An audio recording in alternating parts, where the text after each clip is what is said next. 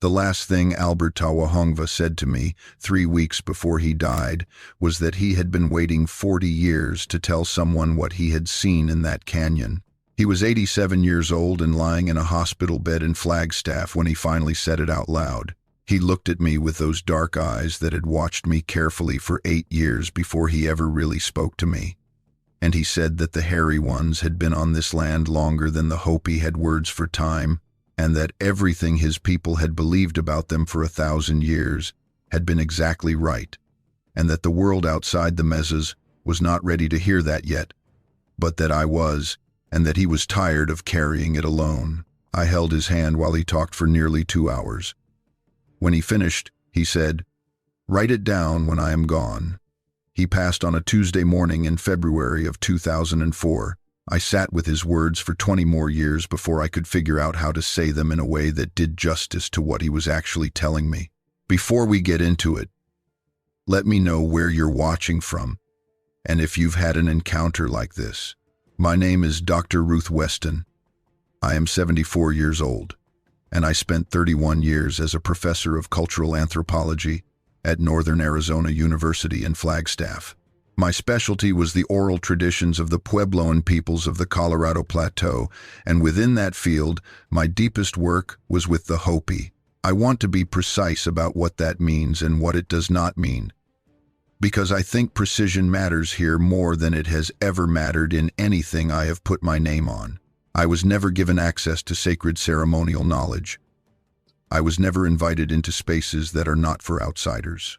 The Hopi are a sovereign people with a right to their own traditions, and the serious scholars who work in that community understand that most of what matters most is not ours to possess.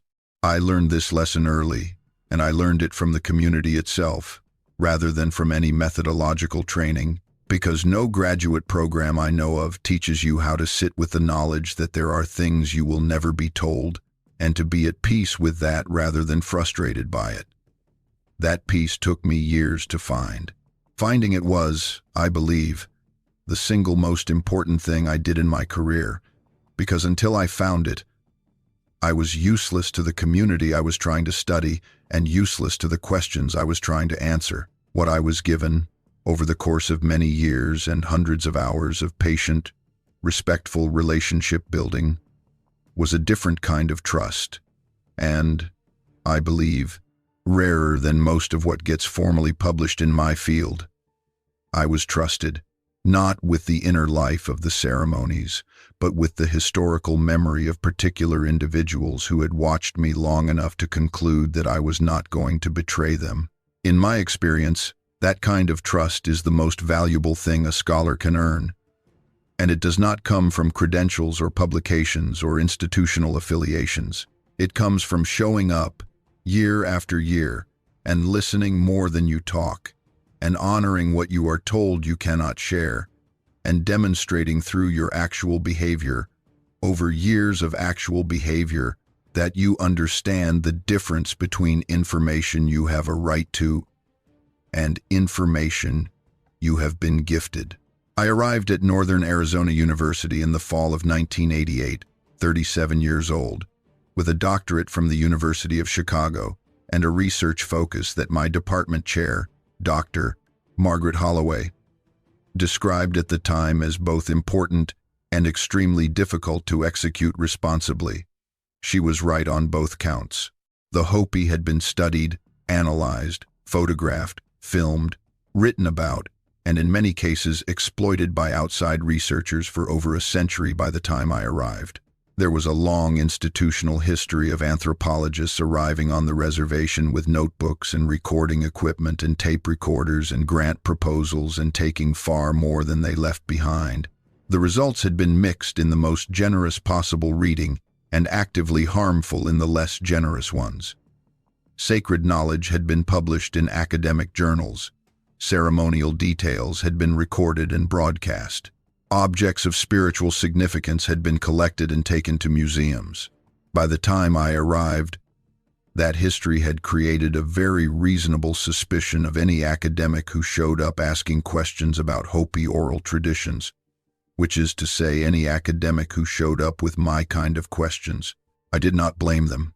I shared the suspicion about my own field. My approach was different from the beginning, or at least I tried to make it so, though I would not claim success at first.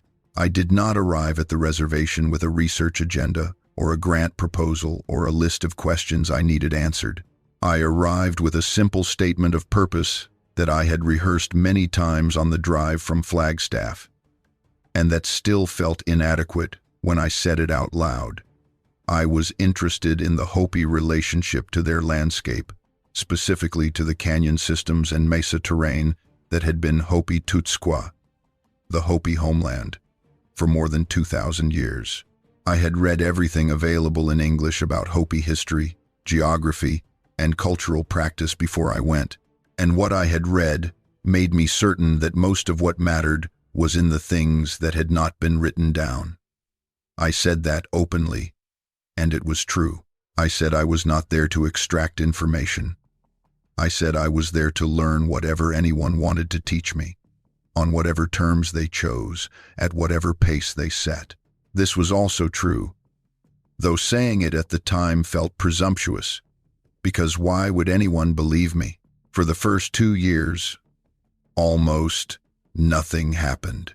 I drove out to the reservation from Flagstaff regularly, which takes about 90 miles and just under 2 hours on Route 89 north through the high desert to Route 260 and then east across the Navajo Nation land that encircles the Hopi reservation entirely, a fact that is itself a product of the long and complicated history of land designation in that part of Arizona. I would stop at the Hopi Cultural Center on Second Mesa for coffee, which was open to the public, and I would walk around, and I would be politely ignored by almost everyone. There was nothing hostile in it. It was simply that I was one of many outsiders who came through, and the community had developed finely calibrated methods for managing outside attention without surrendering anything they did not choose to surrender. I was one more name on a list that went back generations, and I was going to have to demonstrate, over a long enough period of time, that I was meaningfully different from the rest of that list. Quick thing before we get into it. I have a book coming out. It's called the Bigfoot Codex. It's a compilation of all my research and findings. It's kind of my baby. So if you want to check it out, link's down below. And let's get you back to the video. There was one man who was willing to speak with me regularly after about 6 months, and he became one of the most important relationships in my professional life. His name was Frank Palaka, and he was a cultural liaison who worked with the Hopi tribal offices, primarily managing the relationship between the tribe and the academic institutions that periodically came seeking research access. Frank was about 50 years old when I first met him. A Hopi man from Walpi village on First Mesa, short and compact with a way of standing very still that reminded me of the quality of stillness in the stone buildings behind him. He had a very precise way of measuring how much to say. Every conversation with him felt like a calibration exercise that I was perpetually at risk of failing. He would tell me a small thing, then watch how I responded to it. If I responded correctly, which usually meant acknowledging what it had cost him to say it and not pressing for more, the next conversation would go slightly further. If I pushed even a little, the next conversation went backward. I failed a number of times in that first year. I learned to recognize the particular quality of silence that meant I had pushed, and over time I learned to stop before I got there. It was Frank who, in the summer of 1991, first mentioned Albert Tawahongva. He did not describe Albert in terms I would have recognized as important at the time. He said simply that there was an old man in Hotevilla, on Third Mesa, who knew some of the old landscape stories, and that Albert was particular about who he spoke to, and that he would mention my name. That was all. 3 months went by without another word about it. I understood, by then, that this was not a delay or a dismissal. This was how things worked, and my job was to understand that and not react to it as if it were unusual. In October of 1991, Frank called me at my office at the university and told me that Albert would see me on a Saturday morning 2 weeks from then. He gave me careful instructions, I should park at the Hopi Cultural Center on Second Mesa, and someone would bring me the remainder of the distance. I should not bring a recorder. I should not bring a camera. I could bring a notebook, but I should not open it until Albert invited me to.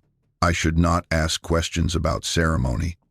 If Albert said the conversation was over, I should leave immediately and thank him for his time. I wrote all of this down in the margin of a grant proposal I was working on and read it back to Frank so he could confirm I had understood correctly. He said yes, and then he said one more thing, quietly, as if it were less important than the things before it, which told me it was more important than the things before it. He said, "He is not easy with people who come in need of taking. Do not arrive in need of taking." I drove out to the reservation before dawn that Saturday, alone in my truck with a thermos of coffee and the road ahead of me disappearing into the high desert dark, and I thought about what it meant to arrive without an agenda when you were a researcher. It was, in a certain sense, the central problem of my field. You are there because you want things, information, understanding, the raw material of knowledge. How do you disentangle wanting knowledge from wanting to take it?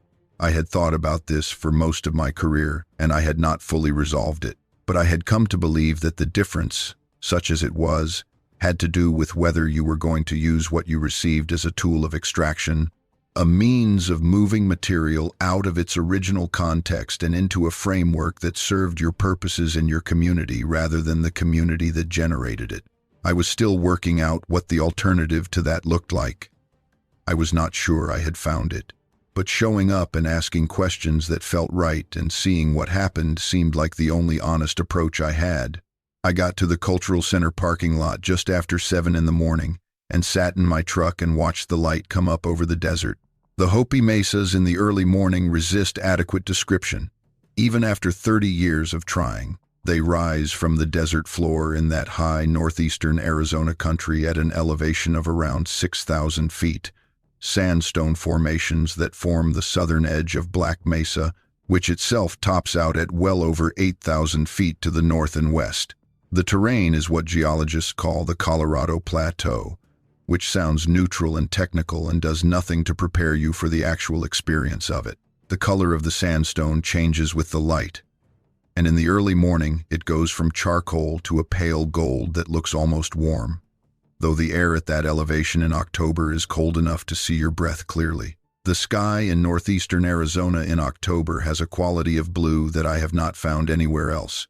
A deep, saturated blue that comes from the combination of altitude and dry air and the way the high desert light works, and against that blue the mesas look as though they were placed there with intention, by a presence that understood the landscape well enough to know exactly how it would look. A man I did not know pulled up in a pickup truck at about 7:30, looked at me without speaking, and nodded in a way that meant follow me.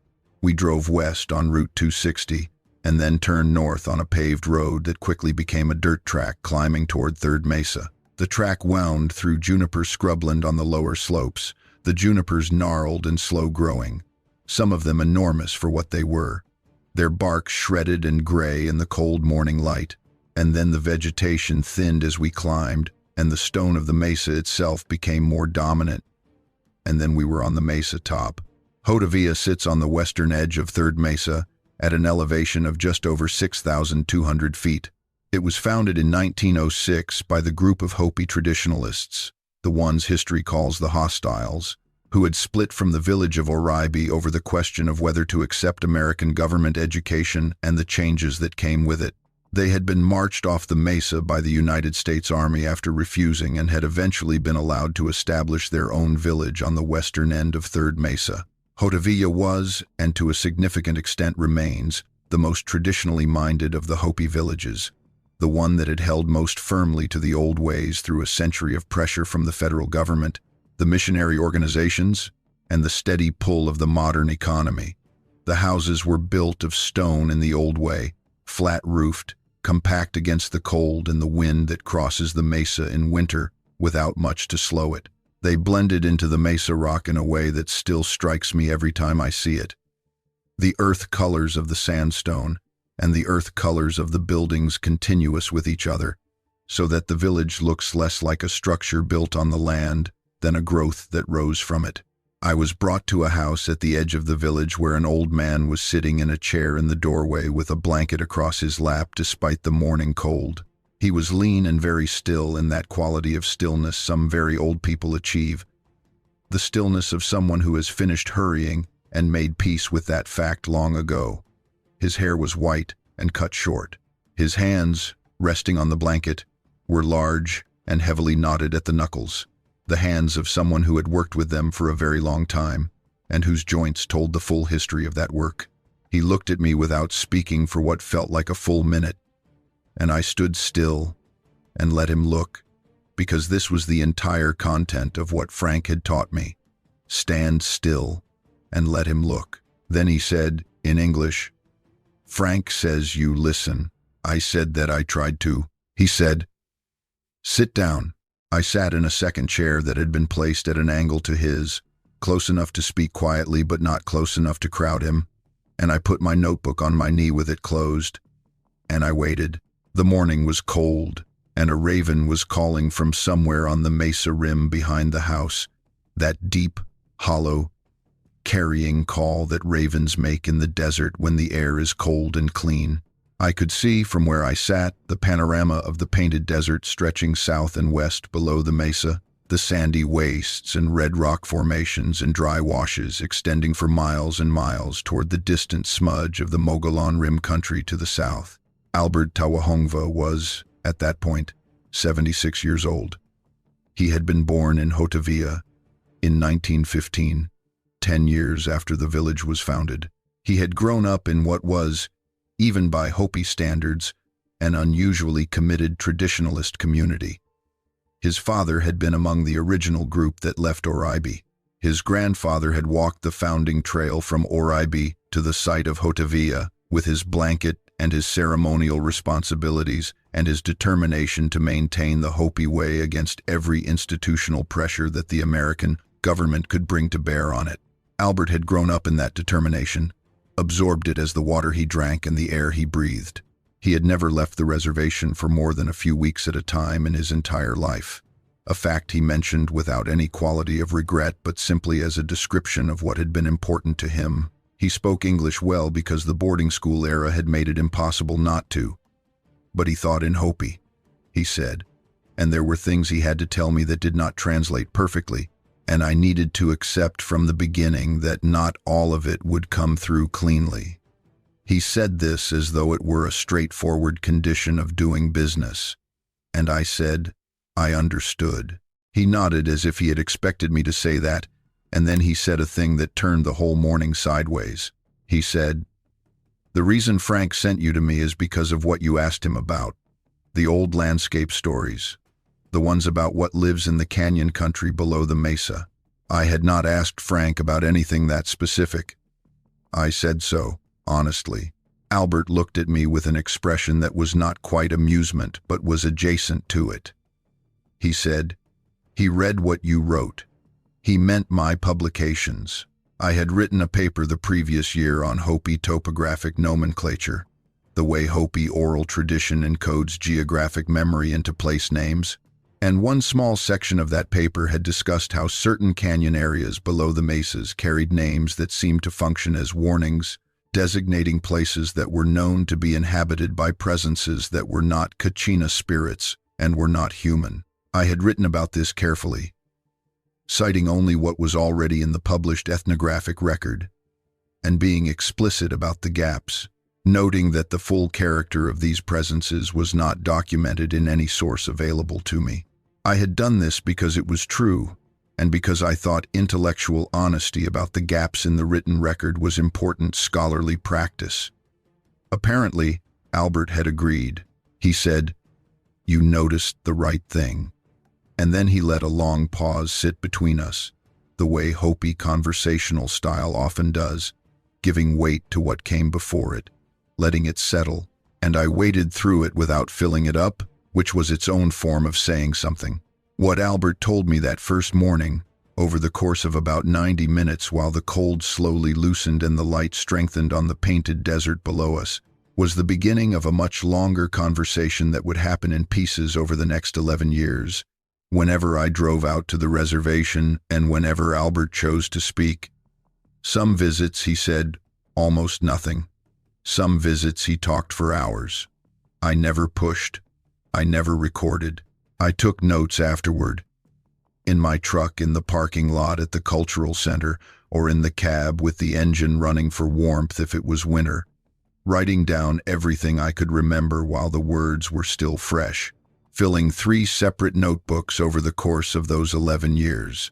Those notebooks are in a locked drawer in my home office in Flagstaff, and they will go to the Hopi Cultural Preservation Office when I die, because that is where they belong.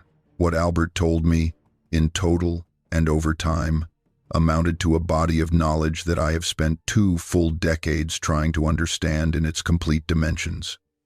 I am going to tell you what I understand now. I want to be careful to be accurate, which means I am going to distinguish between what Albert said directly to me and what I have inferred or concluded from it, because he was precise in his language and I owe him that precision in return. The first thing he told me that first morning was about the canyon system below Third Mesa. If you have driven Route 260 across the Hopi Reservation, you know that the mesas are not isolated formations. They form a series of finger-like projections extending south from the main mass of Black Mesa, with deep canyon systems cut into the desert floor between and below them over millions of years by water working on the Cretaceous sandstone and shale of the Colorado Plateau. The south face of Third Mesa drops roughly 600 feet from the mesa rim to the desert floor. Not in a single cliff, but in a series of steps and ledges and talus slopes, with the rock faces eroded into alcoves and overhangs and crack systems that create a complex 3-dimensional terrain that looks very different from the mesa top than it does from below. At the base of those walls there are a series of washes and drainage channels that carry water during the summer monsoon season and during the spring snowmelt from the higher elevations of Black Mesa to the north. Between those washes, and tucked into the eroded alcoves and overhangs that the canyon walls form, there are places that have almost no direct sunlight for most of the day and that stay significantly cooler than the surrounding desert year-round. The pinyon, pine, and Utah juniper that grow on the mesa top at 6,000 feet do not come down into the canyon floor, but there is a different kind of vegetation in those shadowed places. Desert willows and Fremont cottonwoods along the washes, cliff rose and Apache plume on the talus slopes, and in the shadowed alcoves, cave-adapted mosses and maidenhair ferns growing from the seep, springs in the sandstone that seem implausibly green against all that dry red rock. Albert knew these canyons with an intimacy that comes from a lifetime of moving through them, from the first time he was taken down below the mesa as a child to now. 80 years of accumulated knowledge about where the trails ran and where the footing was treacherous and where the springs were reliable and where they ran dry in bad years. He had learned them as a young man from his father and from his father's clan brothers, and they had learned them from the generation before that, and that generation from the one before them, in a chain of transmitted landscape knowledge that extended back to the founding of Hotavia, and before that to Oribe, and before that to earlier settlements whose names were in the oral record but whose precise locations were known only to certain people. This was not recreational knowledge. The canyon springs were water sources that mattered during drought years, especially during the prolonged droughts that periodically struck the Colorado Plateau with a severity that the modern world has mostly forgotten. And the canyon terrain contained the approaches to certain ceremonial locations that were not for outsiders to visit, but that required people to know the ground, to be able to move through it in the dark if necessary, to know which ledges held and which were false, and which descents looked passable from above but were not. Albert had walked those canyons more times than he could count. He said this not as a point of pride, but as a statement of his relationship to the terrain, the way you might say you have lived in the same house for 50 years. The canyon country was not a place he visited. It was a place he was from, in the deepest sense of what that means. He said that the first time he became aware of the hairy ones as real and present, and not merely figures from the old teachings, was in 1967. He was 52 years old that year, a working farmer and a man deeply embedded in the traditional life of Hotovia, and he knew the stories about these beings as he knew the stories about any other significant feature of the landscape. They were part of the body of knowledge that had been maintained carefully within the community, passed from the older generation to the younger in specific contexts that were not broadcast widely, not discussed casually with strangers, not shared with outsiders unless there was a specific and considered reason to do so. The stories place these beings in the canyon country below the mesas and in the high country of Black Mesa above, where the terrain was rugged enough and far enough from the main roads to go largely undisturbed. They described these beings as very large, much larger than any man, covered in dark hair over most of the body, walking on two legs but with a stride and a posture that was not quite like a person's stride. They were described as silent, with the deliberate quiet of a thing that chooses silence. The Hopi did not have a single widely used public name for them in the way that English-speaking people have converged on a single term. Albert used a phrase in Hopi that he translated, carefully, as the old walkers. But he noted immediately that the translation was imprecise, and that the Hopi concept combined things that English keeps in separate categories. The word carried the sense of their age in the landscape, their particular way of moving through it, and the long relationship between them and the people who had learned to recognize them. All of that was inside the phrase, and the translation left most of it out. The old walkers. He said that what the traditional teachings held about them was not what most outsiders assumed. They were not aggressive toward the Hopi. They were not malevolent. They were not supernatural beings as Kachina spirits are supernatural beings, existing in a separate realm and visiting the human world for specific purposes. The traditional Hopi understanding, as Albert explained it to me across those 11 years of conversation, was that these beings were on the land before the Hopi arrived, and that they had been here long before any of the clan migrations that brought the Hopi people to this part of the world over the preceding 2,000 years. The teaching held that they occupied a category that does not map cleanly onto the categories that modern English uses.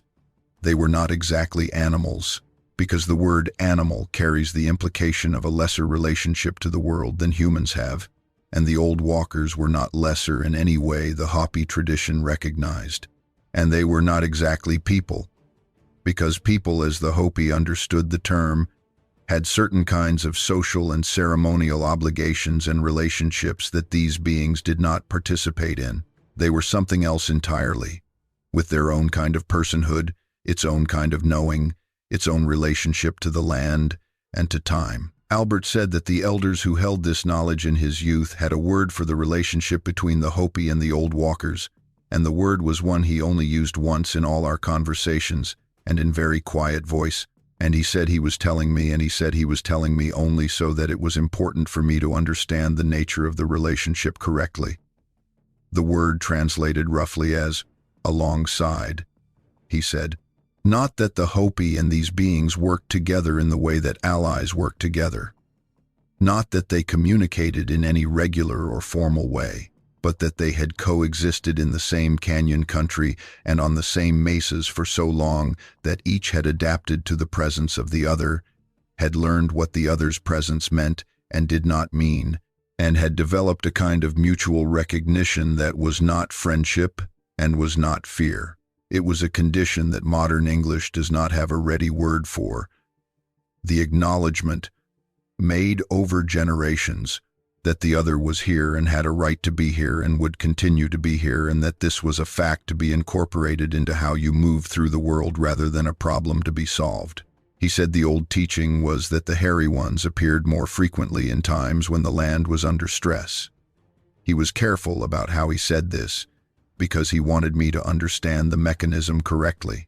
It was not an omen in the supernatural sense, not a message from the Creator as some other traditions describe it, and he felt that most outsiders who had heard pieces of this knowledge had misunderstood it in exactly that direction, turning what was an ecological observation into a spiritual prophecy. What the elders had actually observed across many generations of careful watching, was that when the water was changing, when the drought ran deep, when the balance of the canyon country was under pressure, these beings moved differently.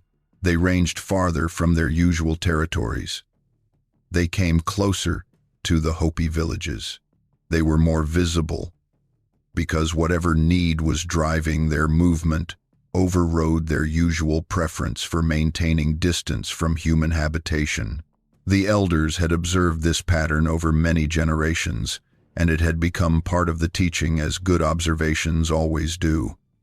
When you see one of the old walkers in places you do not usually see them, pay attention to what is happening in the land around you, because they are showing you a reality, not with words and not with any intent to communicate, but with their very presence in unusual terrain. 1967 was a drought year on the Hopi mesas, not the worst drought in Albert's memory, which stretched back to the terrible droughts of the 1930s and 40s, but a significant one. The dry farming that the Hopi had practiced on these mesas for centuries, relying on the winter snowpack and the summer monsoon cycle, and the deep soil moisture retained in sandy field soils to grow corn without irrigation, became more precarious than usual in drought years. The springs that dotted the canyon country below the mesa rims ran lower than they should. The washes ran dry earlier in the season. The cattle that some families maintained on the reservation were stressed for water, and the ranges were thinning. Albert felt it as everyone who worked the land felt it, in the gap between what the land was producing and what it should have been producing, in the extra work of managing what was scarce. In late September of that year, he had gone down into the canyon below Hotavia to check on a specific spring. The descent from the mesa top to the canyon floor takes experience and knowledge to do safely. The trail begins at the mesa rim, where the sandstone breaks and descends through a series of ledges and steep slopes, and one passage through a crack in the rock that requires you to turn sideways and move carefully. It drops about 600 feet over a horizontal distance that is not much more than half a mile, and in the early parts of the descent the going is relatively straightforward because the rock is firm and the ledges are wide enough to move on without undue caution. But lower down, where the Tariva sandstone gives way to the softer shales beneath it, the footing becomes looser and the talus more treacherous, and a person who does not know where to step can get into trouble quickly. Albert had made this descent more times than he could easily count. He knew where every questionable step was. He went down in the early morning, before the heat built, starting while it was still dark enough that the stars were visible above the narrow band of sky between the canyon walls. He carried a flashlight that he used on the lower talus sections where the pre-dawn darkness made the footing too uncertain to trust to familiarity alone, and he wore boots worn soft enough from years of use to give him a reliable sense of the ground beneath his feet. He reached the canyon floor as the sky began to lighten. That particular high desert pre-dawn transition that turns everything a flat gray-blue before the color returns, and he followed the dry wash beds south along the base of the canyon wall toward the alcove, where the spring seep emerged from the sandstone. He smelled it before he saw anything. He said this clearly in the first conversation and returned to it in several subsequent ones because he felt the order of his awareness was significant. The smell hit him when he was about 30 yards from the alcove. He said it was difficult to describe accurately and that he had tried several times in his mind to find the right words for it and had never quite gotten there. Organic, animal, musky in a way that was stronger than a bear and different from a bear, more concentrated, more present, with a warmer undertone beneath the musk than what you expected from an animal smell, almost fermented. The smell of something large that had been occupying a confined space for a significant period of time and had left its mark on the air there. He had caught a similar scent once before, years earlier in the high country of Black Mesa during a summer sheep grazing expedition, when the party he was with had found the remains of a camp of some kind that had no human explanation, though no one had said what they thought it was. That smell had been fainter, and he had only caught it for a moment. This one was immediate and strong and unmistakable once he had stood in it long enough for his nose to have no choice but to recognize it for what it was. He stopped walking. He stood completely still in the gray pre-dawn light of the canyon floor and let his eyes move slowly across what he could see of the alcove ahead of him. The alcove where the spring seeped was a curved overhang in the canyon wall, roughly 20 feet deep and 40 feet across, the sandstone roof arching inward over a floor of damp sand and moss-covered stone. In the gray pre-dawn light, the interior of the alcove was almost entirely dark, but at the edge of it, just inside the drip line of the overhang, where the seeping water had darkened the ground below, there was a shape that was not stone. Albert said it took him nearly a full minute to assemble what he was seeing, and he said this without any embarrassment about it, as a simple observation about how the mind works. The mind resists unusual things, he told me. It keeps trying to interpret them as familiar things. He kept seeing a pile of brush, a dark boulder, a shadow with an unusual geometry, and then the shape moved. Not dramatically, a slight shift of weight, the adjustment of a large body, and he understood with complete and sudden certainty that what he was looking at was upright, not standing fully upright at that moment, but crouched or leaning against the rock with a posture that was nevertheless the posture of a thing that stood on 2 legs and not 4. It was very large. He was a tall man, 5 feet 11 inches, and he estimated later that its shoulder, in the crouched position, was at roughly the height of his own head. When he ran the geometry on that during our subsequent conversations, trying to work out what the full standing height would have been from that crouched shoulder height, he arrived at somewhere between 7.5 and 8 feet. Its body was broad through the chest and shoulders in a way that he said was hard to convey without gesturing. Not fat, but massed, the way very large men are massed but scaled up beyond anything in human experience. The hair was dark, almost black, though as the light improved he could see that along the upper back and shoulders it picked up a reddish-brown tone, the color of dark cedar bark. It did not look at him. He said this clearly every time he came back to it. Whatever it was doing in that alcove, it was not looking at him. Its head was turned away, toward the back of the overhang, toward the place where the spring water collected in its shallow depression in the rock. Albert's understanding was that it had come to the spring for the same reason he had. It was checking on the water. It wanted to know how much the seep was running in this dry season. It had gotten there ahead of him. He stood completely still for a period of time that he estimated at 3 to 4 minutes. He was not sure of the time because he was not looking at a watch, and his attention was entirely elsewhere. 3 to 4 minutes is an extraordinarily long time to stand motionless watching something of that size at a distance of 30 yards. And I asked him more than once how he managed to stay still for that long, whether fear had frozen him. He said that was not quite the right description. He said there was a quality in the encounter that went beyond the fear response, a quality of awareness that was so total it seemed to supersede the ordinary signals his body was sending. He was aware that his heart was beating very fast. He was aware that his breathing had become shallow, but the overriding experience was not fear. It was the feeling of being in the presence of a being so far outside the ordinary categories of his life that all of his attention had been consumed by the task of simply perceiving it accurately, and nothing remained for fear. The being eventually moved. It turned from the interior of the alcove and came to the mouth of the overhang, stepping out onto the talus slope below it. And as it did this, it passed through enough of the improving light that Albert got his best look at it, a clear side view for perhaps 3 seconds before it moved below the line of his sight on the talus. He said the face was what struck him most. He was not close enough to see fine detail, but he could see the general structure clearly enough to know what it was not. It was not the face of an ape. He had seen photographs of great apes and chimpanzees in books and in the 1 or 2 nature documentaries he had watched on television, and this was different in ways that were important to him. The brow was heavy and the jaw was large. Yes, but the overall proportions of the face were closer to human than to ape. The nose was not flat, like a great ape's nose. The forehead had a height that apes do not have. The eyes, briefly visible when the head turned slightly in his direction, caught the improving light in a way that reminded him of deer eyes at night, reflective, picking up the faint gray of the pre-dawn sky. The being did not focus on him, or if it did, he could not tell that it was doing so. It moved its head in a way that suggested awareness of his position, but it did not alter its movement in a way that indicated alarm or aggression or any particular response to his presence at all. It simply moved.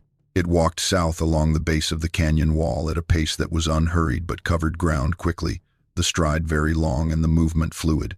Albert struggled to describe the movement correctly across multiple conversations. He said it was not the movement of a man walking because the stride was too long and the arms swung differently and the hip and knee articulation was not quite the same as human walking.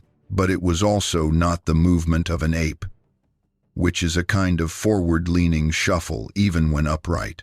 It was its own motion, completely suited to the terrain, the way a deer's movement is completely suited to the brush, or the way a hawk's flight is completely suited to the air. The land was as familiar to it as your own house is to you. Within 2 minutes it had moved around a turn in the canyon wall where the rock jutted out and broken the sight line, and it was gone. Albert stayed where he was for another 10 minutes, he thought. Then he went to the spring alcove and looked at the water level in the depression in the rock. The seep was running at perhaps a third of its usual output. The moss on the stone around it was dry at the edges, the damp zone pulled back to a smaller radius than he had ever seen it. He noted what he had come to note, and then he went back up to the mesa. He did not tell anyone for 3 days. He went about the work of the farm and the ordinary work of the village, and he thought about what he had seen, holding it carefully, testing it against what he already knew, returning to it the way you return to a stone you have picked up that seems unusual, turning it in different angles of light to understand what you have. On the 3rd day, he went to speak with the oldest man in the village, who still held the full body of the old landscape teachings.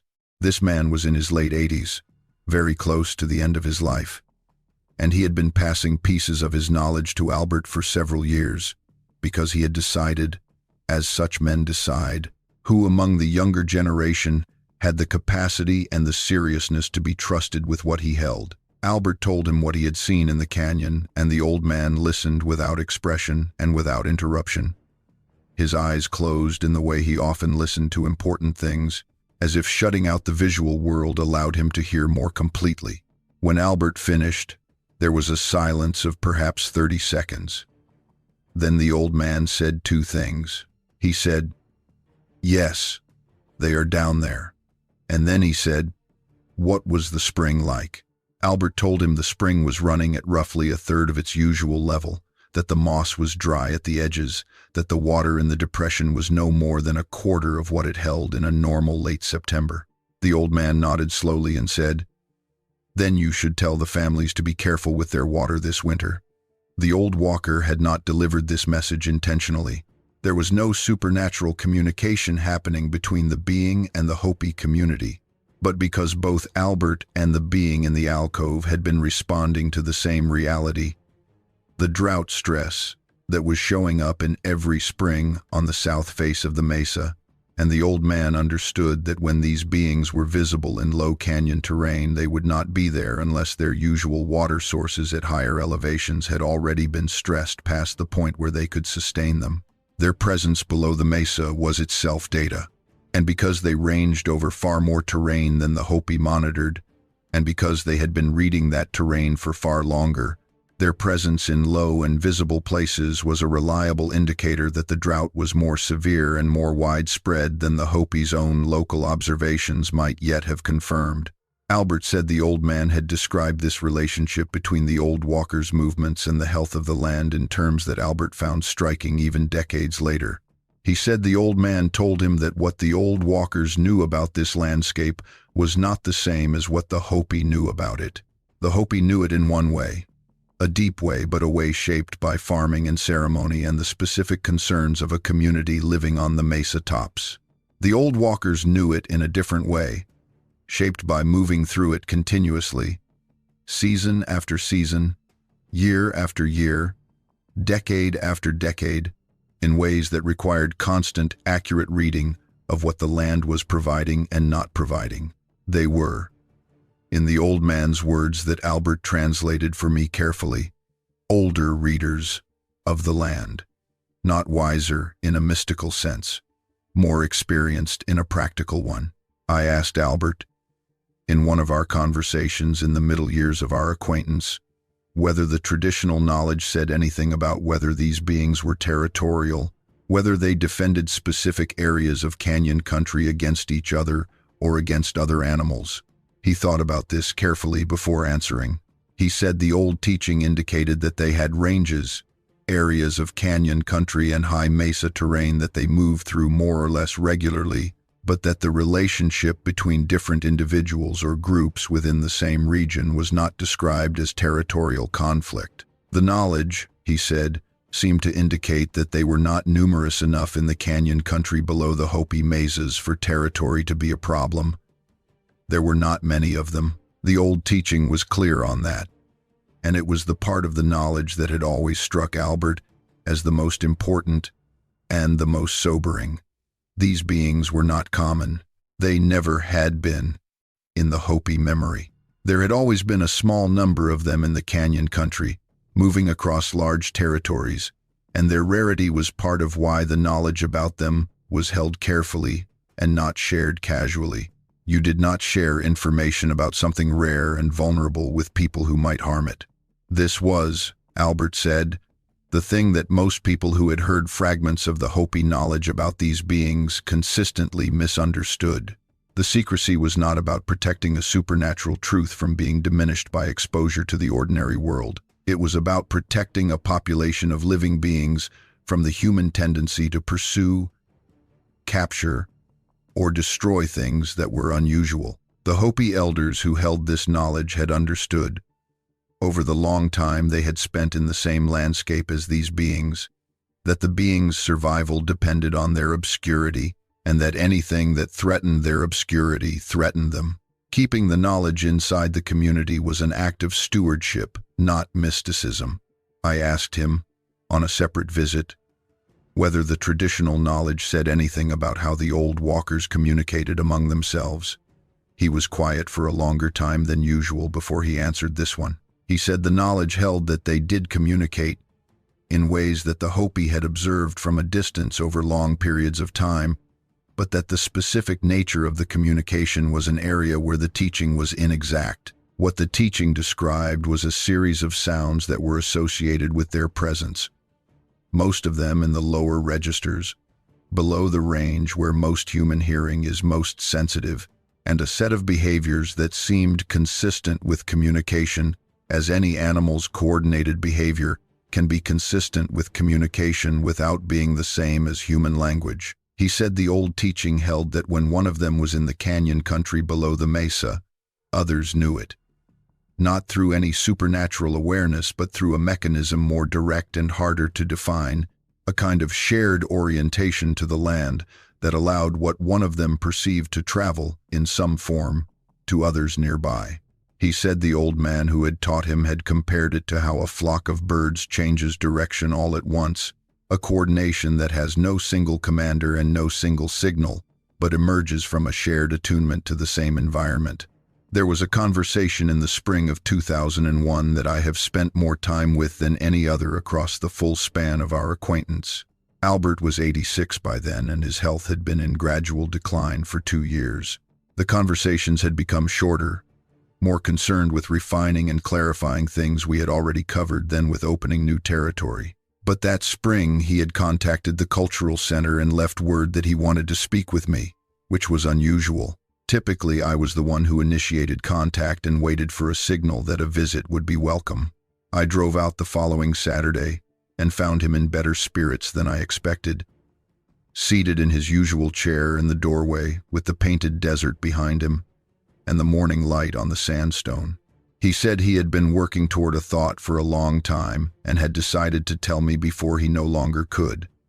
He said this the way you announce a small practical decision, without ceremony. The second part, he said, was about what the old walkers knew about the Hopi, not in a mystical sense, in a direct, observational sense. because the old walkers had been in this canyon country for at least as long as the Hopi had, which the oral tradition placed at over 2,000 years for the continuous presence on and around the mesas. They had observed the Hopi with the same attention that the Hopi had given to them. They had watched the Hopi dry farm on the mesa tops. They had watched the patterns of human movement in the canyon country, which routes were used and which were not, which seasons brought more human traffic below the mesa and which seasons did not. They had watched the ceremonial cycles from a distance, not their content but their timing, the way the village was active at certain periods and quiet at others, the way the light from the kiva fires at night marked the ceremonial calendar as surely as any written calendar. And from all of this watching, conducted across generations upon generations, they had learned the Hopi in the way that you learn a landscape you have lived in for a very long time, not through a single act of study but through accumulated familiarity, the gradual accumulation of pattern recognition until the patterns are as readable as words on a page. Albert said the old teaching held that the old walkers knew when the village would be quiet and when it would be active. They knew when the canyon trails below the mesa would carry human traffic and when they would be empty. They had timed their own movements to take advantage of the empty times, coming to the lower canyon springs at hours and seasons when human travel there was minimal, moving across the talus below the rim in the periods of the ceremonial calendar when the Hopi were largely occupied on the mesa top. And this calibration had, over the centuries, become so precise that they could essentially move freely through the canyon country because they had learned, as accurately as any observation could teach, when that freedom was available. Albert said, "A thing that can learn your calendar without anyone teaching it is a thing that has been watching you long enough and carefully enough to understand the patterns of your life. You should think about what that means, about how long they have been here. I have thought about it for more than 20 years. The implications of what he was describing, taken seriously, were not small. A population of beings that had been in the same landscape for long enough to develop a detailed behavioral model of a human community, accurate enough to be acted on reliably, was a population that had been there for a very long time indeed, certainly for the full 2,000 years of the Hopi presence on and around the mesas, possibly for much longer, in whatever landscape they had occupied before the Hopi arrived. The kind of precise behavioral attunement Albert was describing does not develop in a generation or two. It develops across timescales that make human civilizations look brief. The spring of 2001 visit was the last time Albert and I covered genuinely new ground. The subsequent visits, through 2002 and 2003, were quieter, more often silent than not. The kind of companionable silence that you can only have with someone you have been in the presence of long enough that silence requires no explanation. He was in his late 80s, and his body was failing in the slow, deliberate way that bodies fail when they have been well cared for and have simply run their course. He was not afraid of it. That was clear. He had a relationship to his own ending that was integrated into everything else he had. The same equanimity he brought to all of it. He did not have children, a fact he mentioned occasionally without apparent grief, as a simple piece of information. He had outlived 2 younger brothers. He had nieces and nephews on the reservation, people he was close to in the way of Hopi family relationships, which are structured differently from the nuclear family model that most of the outside world assumes when it hears the word family. But the specific body of knowledge that he held, the old landscape teachings about the old walkers, was not knowledge he had been able to transmit within the community in the way that such knowledge was traditionally supposed to travel. He said this carefully, over the course of several conversations, and I never pressed him to explain more than he wanted to explain. What I understood was that the network of relationships and initiations and carefully maintained responsibilities through which this particular knowledge was supposed to travel had thinned beyond the point where it could function. There were people on the reservation who held fragments of it. Albert was not sure whether anyone else held the full body of what he had been given by the old man in 1967, who had himself been at the end of a chain that was already stretched thin. Albert was the last person he knew of who held all of it, and I was the only person outside the community he had chosen to share any of it with. And he had chosen me, as he put it in one of our quiet later conversations, because I was the first outsider who had come and spent time with him without eventually making him feel like a library being cataloged. In October of 2003, I had a personal experience in the canyon country below Third Mesa that I want to tell you about now because it is relevant to what Albert had told me and because I made a promise to write it down, and this is where it belongs. I was doing field work on a clear, cold autumn morning, descending the trail below Hodavia that I had used many times over the course of my research to reach a set of petroglyphs in an alcove about 300 feet below the mesa rim. I had been to these petroglyphs many times. They were not directly related to the old walkers or to anything Albert had specifically told me about. I was there to make some additional observations about the iconographic context of certain images I had been studying for several years. I was alone, which was my usual practice on fieldwork days in the canyon. I was not thinking about the old walkers. I was thinking about the petroglyphs I was going to look at and what I was going to write about them in the article I was working on. I was about 200 feet below the rim, moving along a bedrock ledge that was perhaps 6 feet wide, with the canyon wall rising steeply to my left and a drop of about 60 feet to the talus slope on my right. The ledge curved around an outcrop of sandstone about 30 yards ahead, and below me to the right I could see the drainage that ran south along the base of the cliff. It was cold. My breath was visible in the air. The desert in October at 6,000 feet has a quality to the cold that is different from lower elevation. Cold, dry, and clean, and immediately present in the lungs. And then I caught a smell. I did not recognize it for about 2 seconds. For those 2 seconds, it was simply a smell I had not encountered in this place before. A scent that did not fit the usual olfactory landscape of the canyon. The dry mineral smell of the sandstone, the sage from the desert floor far below, the faint smell of the juniper on the mesa rim above.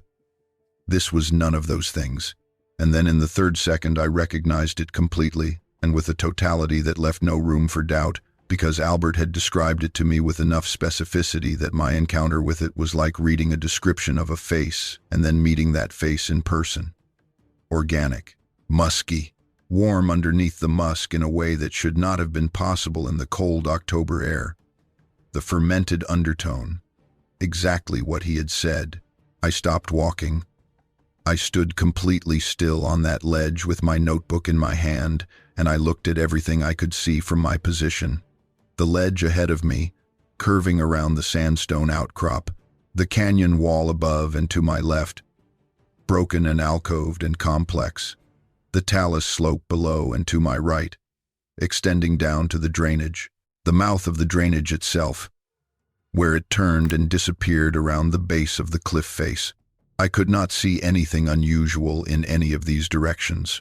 The smell persisted for roughly 45 seconds, and then it diminished gradually, the way a smell diminishes when its source moves away from you and the air disperses what remains. It did not cut off sharply. It faded, in a direction I could not precisely identify, though it seemed to me, standing on that ledge trying to track it with everything I had, that the source was moving south along the base of the canyon wall, below me on the talus, at a pace that was deliberate and unhurried. Within a minute, it was gone entirely. I did not see anything. I want to be completely clear about that, because I am a scientist, and I am committed to accuracy, and because Albert himself was always precise about what he had seen and what he had not. I did not see anything. I stood on that ledge for approximately 5 minutes after the smell faded, looking and listening, and I heard only the wind above me and a raven I could not see, and I saw nothing that was not stone and talus and the dry wash below. But the certainty of what had been there was not ambiguous. It was not imagination, and it was not projection, and it was not my research interest finding validation in an ambiguous sensory experience. I had been given a specific, detailed description years before this morning, of a specific, distinctive smell, and what I experienced on that ledge matched that description with a precision that coincidence cannot explain. Albert had told me what it would smell like, and it smelled exactly like what he had told me. I went and looked at the petroglyphs I had come to look at, took the notes I had come to take, and climbed back up to the mesa. I sat in my truck in the parking lot of the cultural center and wrote in my notebook for about an hour. I did not write about what had happened on the ledge. I wrote about the petroglyphs and what I wanted to say about them in the article I was working on. Then I drove back to Flagstaff. I did not tell Albert about the ledge experience for 3 months. I waited because I wanted to be sure that what I was going to say was what I actually thought and not what I thought he wanted to hear.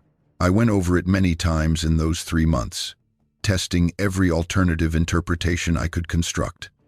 A large mammal of some kind, a musk ox, no.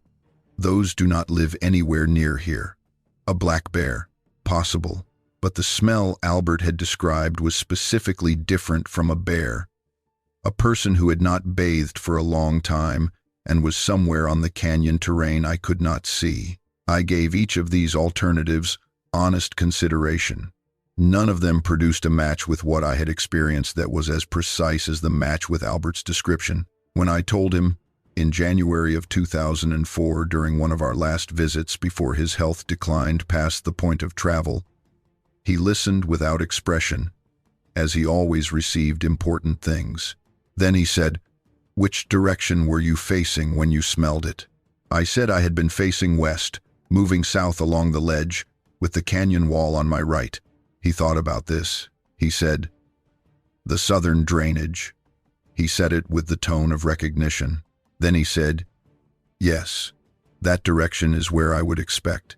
And he said nothing more about it, because saying nothing more about it was precisely enough. He died in February of 2004. His niece called me on a Tuesday morning. I was in my office at the university when the phone rang, and I knew, from the number and from some quality in the pause before she spoke, what she was going to say before she said it. I drove out to the reservation the following weekend. I did not go down into the canyon. I sat in the parking lot of the cultural center and looked at the mesas for a very long time. And I thought about what Albert had asked me in the hospital room 3 weeks before he died, what he had said in those 2 hours that I had been given. He had said the thing about the old ones who had been here the longest knowing something worth listening to. He had asked me what I thought a thing that could learn your calendar knew. What the answer to that said about the age of it.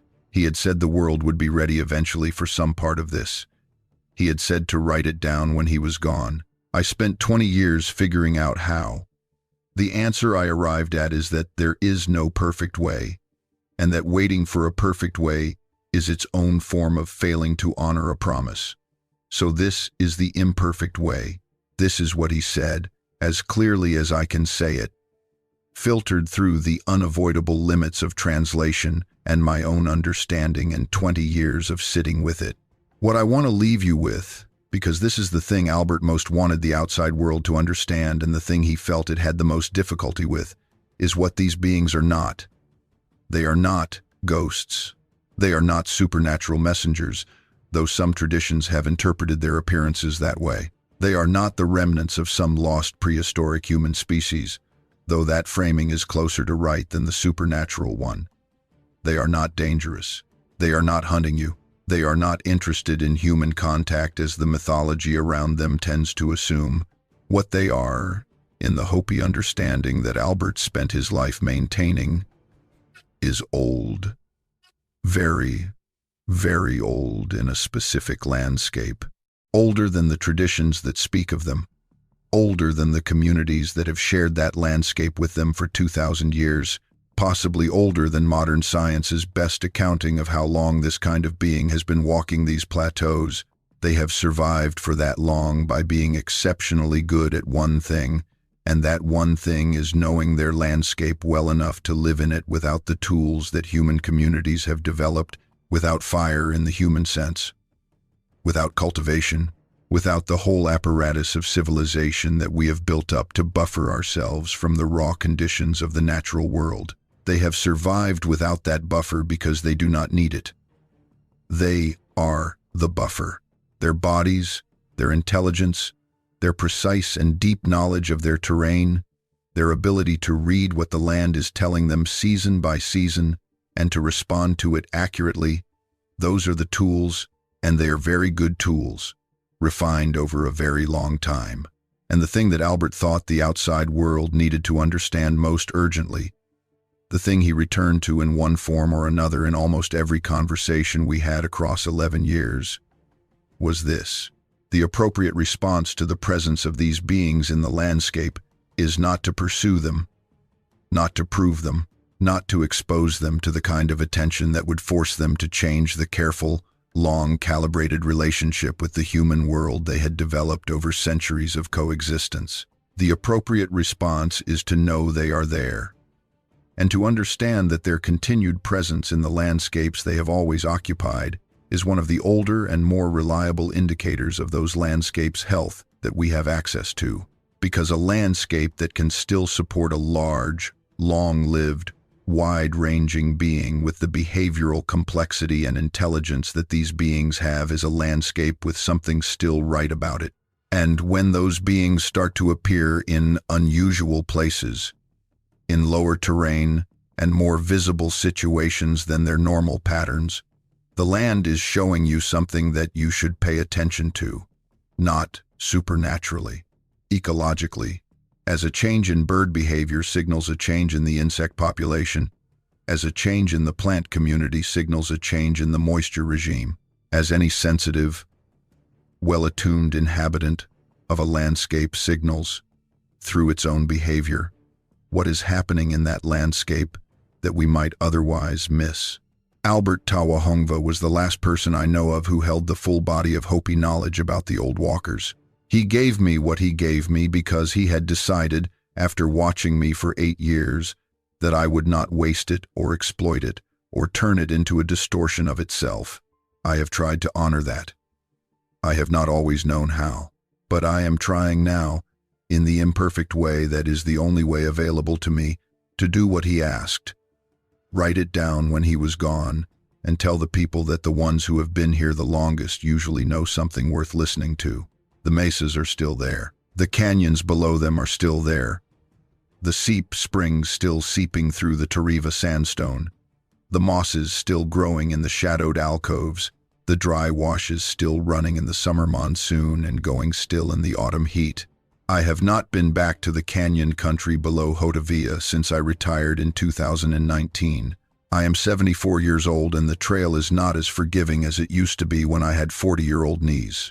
But I know that country, as you know, any place where something important happened to you, in my body, in my memory, in the particular quality of attention that certain places demand and that stays with you long after you have left them. Whatever was on that ledge in October of 2003 knew that canyon as Albert knew it, as his father had known it, as the old man who taught Albert had known it. It knew it, as you know, a place you have always been.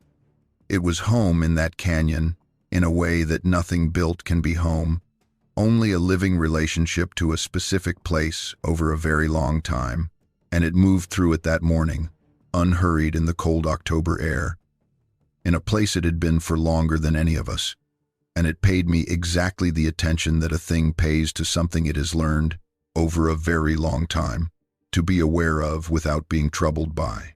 That is what Albert gave me. That is the right feeling. That is what I promised to write down. And now I have. I want to go back and fill in things I have moved past too quickly, because some of what I have told you deserves more space than I gave it, and because the details matter to the truthfulness of what I am trying to say. Let me tell you more about the years between my first meeting with Albert in 1991 and the conversation in 2001 when he told me the second part of the teaching. Because those years were not empty, they were full. Full of the kind of work that does not produce publishable results in any conventional sense, but that changes the person doing it in ways that take years to understand. My department at Northern Arizona University was patient with me. more patient than many institutions would have been, because Dr. Holloway understood what kind of research I was doing and why it could not be rushed and why the timeline of it was not in my control. But there were years when I submitted annual reports that described my activities in careful academic language and did not say what was actually happening, which was that I was spending a great deal of time sitting in a truck in a parking lot on the Hopi reservation and occasionally being allowed to sit in a chair next to an elderly man in a doorway and listen to whatever he chose to say. What Albert chose to say, in those middle years, was often not directly about the old walkers at all. There were entire visits where the canyon country and its inhabitants came up only obliquely, as background to some other subject he was exploring. He talked about water, constantly and in many different registers, the history of the specific springs and seeps on the south face of Third Mesa, which ones had been reliable for as long as anyone could remember, and which ones had changed within his lifetime. Which ones had changed within his father's lifetime based on what his father had told him. He talked about the dry farming practices of Hotavilla, the specific techniques developed by generations of farmers for growing corn in sandy mesa soil without irrigation, techniques that depended on precise knowledge of the local weather patterns, the prevailing winds, how the summer monsoon behaved in this part of the plateau versus how it behaved 20 miles in any direction. He talked about the winter constellations and what the Hopi observed in them for agricultural timing. He talked about how the character of the light in the painted desert below the mesa changed from month to month in ways that most people who only visited saw only as scenery, but that were, to someone who lived with them for a lifetime, full of information. All of this was, in retrospect, a kind of preparation for the landscape knowledge about the old walkers, though I did not understand it that way while it was happening. What Albert was doing, I think, was making sure I had enough context to understand the old walker knowledge correctly when he gave it to me, because the knowledge about these beings was not separable from the knowledge about the land. You could not understand what the old teaching said about their movements and their significance unless you understood the land they moved through and what its seasons and its water and its resources meant to everything that depended on them, including the Hopi, and including these beings. The knowledge was ecological at every level, and if you tried to extract the old walker part and understand it without the rest, you would misunderstand it exactly as most outsiders had always misunderstood it. By about the 5th year of our acquaintance, Albert had begun to trust me with more of the specifically landscape-related knowledge, the things that were not ceremonially sensitive but that were rarely shared outside the community because they required context to understand correctly. He told me about the canyon springs in detail, not just the ones I could find on a topographic map, but the ones that were not mapped, the seeps and tenages that were known to the people who walked that ground regularly and did not appear in any published source. He told me about the specific routes through the canyon country that had been used for specific purposes across generations, routes that avoided certain areas and approached others in particular ways for reasons that were partly practical and partly, in his telling, relational. The word he used for the relational dimension was the Hopi equivalent of courtesy, a term that encompassed both the human-to-human courtesy of not walking uninvited through someone else's space and the broader courtesy extended to any being whose territory you were moving through. When he said this to me, in the 3rd year of our conversations, I did not immediately connect it to the old walkers. I was thinking of it in terms of the Hopi relationship to the land itself, as the traditional framework understood the land as having presences and claims that humans needed to acknowledge. It was only later, putting things together across multiple conversations, that I understood that this courtesy toward the canyon terrain was not abstract. It was specific. There were areas of the canyon country below Third Mesa that were approached differently, where the customary practice was to move slowly and speak quietly and avoid certain kinds of noise, because those areas were known to be places where the old walkers were sometimes present, and courtesy toward them was simply part of how you moved through land they shared with you. This is something I have turned over many times. The Hopi relationship to these beings, as Albert described it across our conversations, was grounded in a practical respect that did not require either mystification or scientific categorization. The Hopi did not need to explain what these beings were in terms of taxonomy or evolutionary biology. They did not need to place them in a spiritual hierarchy. They simply needed to know that these beings were here, that they had been here long, that they deserved the same consideration extended to any neighbor who was old and established in a place, and that this consideration expressed itself in behavior, in how you moved and what sounds you made and which spaces you gave back to them rather than claiming for yourself. In the 7th year of our acquaintance, Albert told me something that altered how I understood the entire history of what academics had written about the Hopi. He said that the outside scholars who had spent time on the reservation over the preceding century had often noticed what they called anomalies in the oral tradition, things that seemed to be present in fragments, but that no informant would fully explain. He said that most of these scholars had concluded that what they were encountering were remnants of older ceremonial traditions that had been partially forgotten or partially suppressed. He said this was wrong.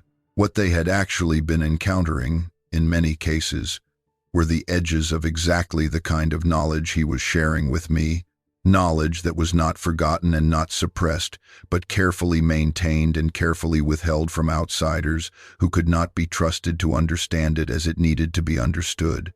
The fragments they saw were real. The explanation they constructed for the fragments was not. He said, "People who come looking for mysteries find what looks like mystery because they are looking from the wrong direction." He paused in his characteristic way, letting it sit before he added to it. "There is no mystery here. This is just knowledge about what is actually on the land. The mystery is why the outside world finds that so hard to believe." I have published, over the course of my career, 26 peer-reviewed articles and 2 books. None of them contain what Albert told me about the old walkers, because he asked me not to publish it during his lifetime, and because after his lifetime I was still working out whether I could write about it in a way that would be understood correctly, and because the academic form is not well suited to this kind of knowledge. What the academic form wants is evidence, sources, triangulation, and the kind of verification that requires you to point at something external and say, "See, here it is, confirmed by this other person from this other institution." That kind of verification is not available for what Albert gave me. What is available is an 80-year-old man's lifetime of knowledge about his landscape, transmitted to me across 11 years of careful conversation, and then a morning on a ledge in October, when I smelled something in a canyon in northeastern Arizona, and understood, with a completeness that felt like the closing of a circuit, what he had been telling me. I want to tell you about one more conversation from the winter of 1999, because it has become, in my memory, the conversation that holds the clearest expression of what Albert was trying to tell me about these beings and their significance. It was January, very cold, the mesa dusted with snow that had come in on a front 2 days before and not yet melted at this elevation. I had driven out despite the conditions because Frank Palaka had left word that Albert wanted to speak, and when Albert wanted to speak, I came. The road up to Hotavia had been plowed but was still icy in the shadowed sections, and I drove slowly and carefully and arrived to find Albert inside the house for the first time in my experience, seated by the window that looked south toward the painted desert. The snow made the desert look different, the red of the sandstone cut by white in the shadows and draws, the whole panorama reconfigured by the light reflected off the snow at the higher elevations to the north. Albert said that he had been thinking about how to say something that he had been working toward for several years of our conversations. He said that the previous night, lying awake, he had finally found the words, and he wanted to say them while they were clear. He said that what the old walkers represented to the Hopi was not primarily a mystery and not primarily a threat and not primarily a sign or a warning, though they could be all of those things in the right context. What they primarily represented was continuity. They had been in the canyon country below the mesas when the first Hopi clans arrived. which the oral tradition placed at over 2,000 years ago for the continuous habitation on the mesas themselves, though the broader presence of ancestral Pueblo peoples in the region extended much further back than that. They had been there when the grandparents of the current generation's grandparents were alive. They were there now. They would, in the traditional understanding, be there after the Hopi were gone, because the old walkers were adapted to the land in a way that was not contingent on human civilization's continuation, as the canyon wren was adapted to the canyon and as the seep spring was adapted to the sandstone as a feature of the place rather than an occupant of it. Albert said that what the Hopi had understood for as long as anyone could trace the knowledge was that these beings were proof of the land's durability, not in a hopeful or sentimental way, in a practical, observational way, a piece of country that could still support a large, intelligent, wide-ranging being with the metabolic needs these beings had, was a piece of country that was still functioning at a level of ecological richness that was not easily maintained. Their continued presence was itself an assessment of the landscape's health, more reliable than any measurement humans could take, because it represented the judgment of a being whose survival literally depended on the landscape being rich enough to sustain it, a being that could not make do with a degraded version. He said the old teaching held that when the old walkers stopped being seen in the canyon country below the mesas, when they disappeared entirely from the terrain they had always occupied, that would be the most serious sign the Hopi had ever received that something was wrong with the land. Not their visibility in unusual places during drought years, which was a warning of a difficult season. Their complete absence would be the warning of something much larger, the loss of a baseline of ecological health that had held in this canyon country for as far back as any knowledge reached. He said, "We have always known they were here, even in the years when no one saw them. The knowing itself was part of it, part of the relationship to the land. If you understand that they are here, that they have always been here, that the land is old enough and rich enough to hold them, it changes how you are in the land. It makes you more careful, more humble about what the land is and how long it has been what it is." He turned from the window and looked at me directly, which he did not always do. He said, "That is what I want people who are not from here to understand. Not that these beings are strange or mysterious or supernatural, that they are old and real and here, and that knowing that should make you more careful about what you think you know about this land." I drove back to Flagstaff that afternoon with the snow coming down again over the mesa and the painted desert disappearing into white and gray. And I thought about what he had said for the entire drive, which took longer than usual because of the conditions, and I thought about it for a long time after that. I am thinking about it still. After Albert's death in 2004, I spent the next 15 years continuing my research at Northern Arizona University in the areas of oral tradition and landscape memory that did not require what he had given me, finishing projects I had been working on before his death and beginning new ones. I published, I taught, I went through the ordinary academic motions, but every time I drove out to the Hopi reservation, which I continued to do regularly as part of my other research, I would sit in the parking lot of the cultural center and look at the mesas and think about what was in the canyon country below them and what it meant that it was there. Frank Palaka passed away in 2010. His death closed another door, because Frank had been the person who could have confirmed, from his own knowledge of Albert and of Hotevilla, that Albert's knowledge was what I understood it to be. With Frank gone, there was no one I knew well enough to ask. I became, in a certain sense, the only living outside witness to the full body of what Albert had said, and that responsibility, which I had always felt in the abstract, became more concrete and more pressing. I retired from Northern Arizona University in 2019.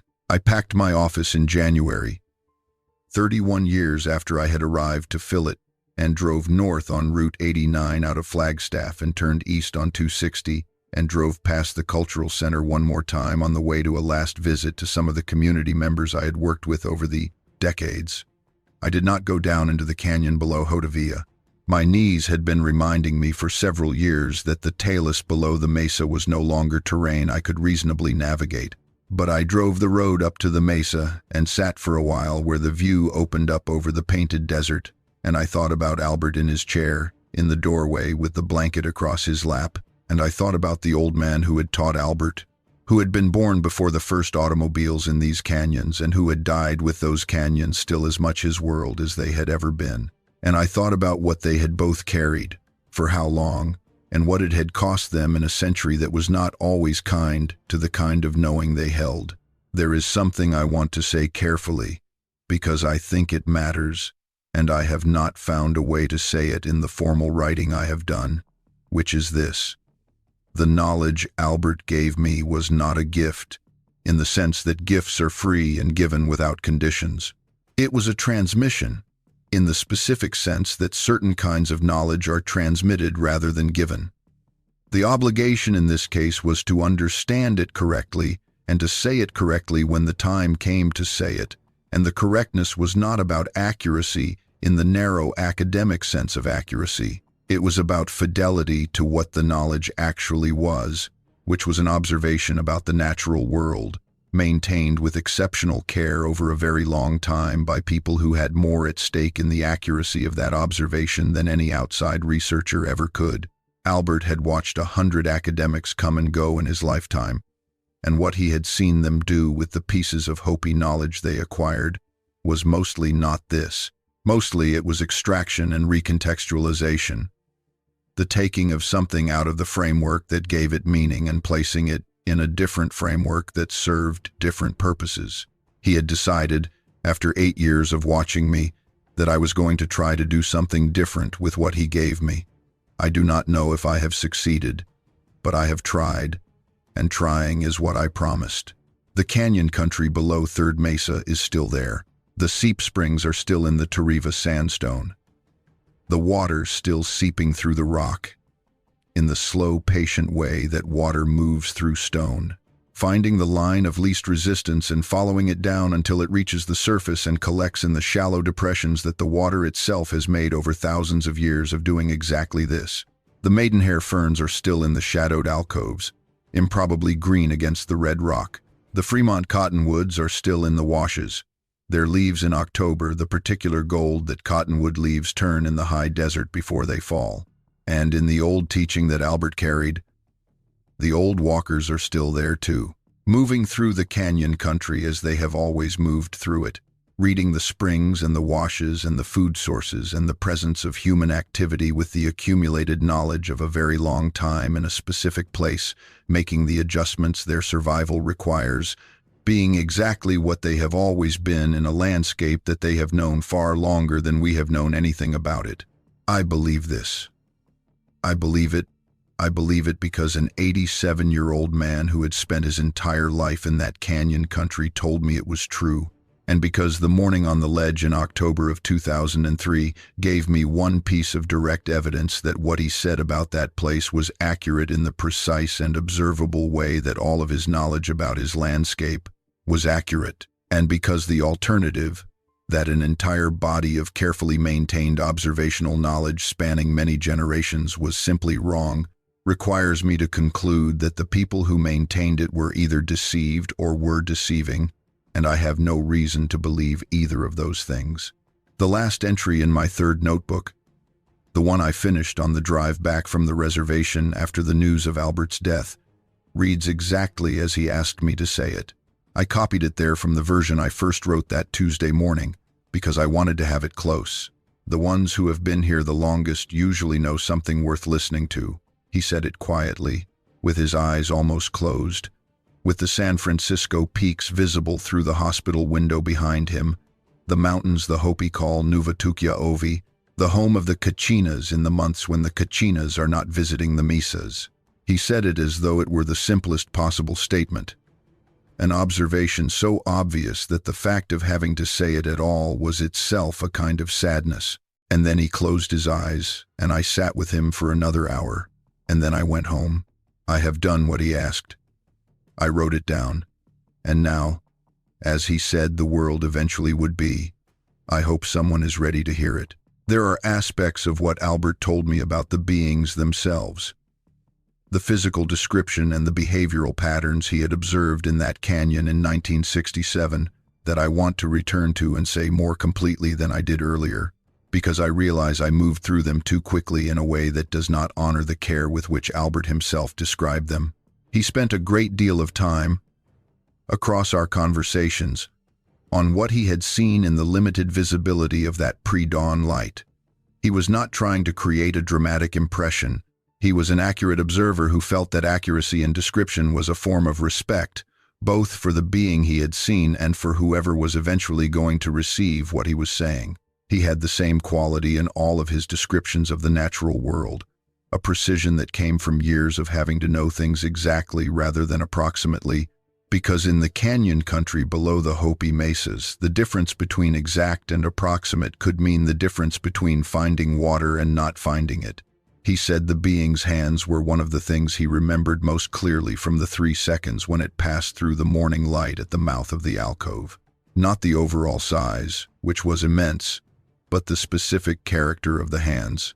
They were large in proportion to the body, he said, which itself was large, and they moved with a deliberateness as the being stepped across the talus that reminded him of how someone moves when they know exactly where they are putting their feet, the way experienced canyon people cross loose ground, not quickly but efficiently.